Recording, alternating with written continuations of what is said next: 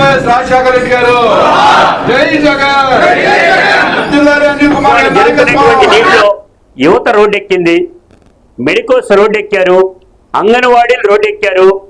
ఏ రకంగా అయినా కానీ కూడా అన్ని రంగాల్లోనూ కూడా రోడ్డెక్కి అప్పుడే 100 రోజుల్లోనే ఆహాకారాలు బిగిన్ చేశారు. విశాఖ ఉక్కు రోడ్డు మీదకి వచ్చారు.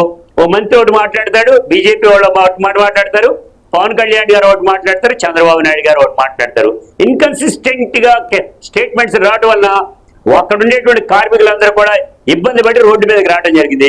జగన్మోహన్ రెడ్డి గారు ముఖ్యమంత్రి అయినప్పుడు ఒకటే చెప్పారు, ఉద్యమాలొద్దు, ఊరేగింపులొద్దు, సంప్రదింపులతోనే పరిష్కారం చేసుకుందాం అన్నారు. అది 4 సంవత్సరాల వరకు కూడా ఏ రకమైన ఉద్యమాలు రాలా. 4వ సంవత్సరం తర్వాత కొంతమంది బయటికి రావడం అనేది రాజకీయంగా చేసేటువంటి.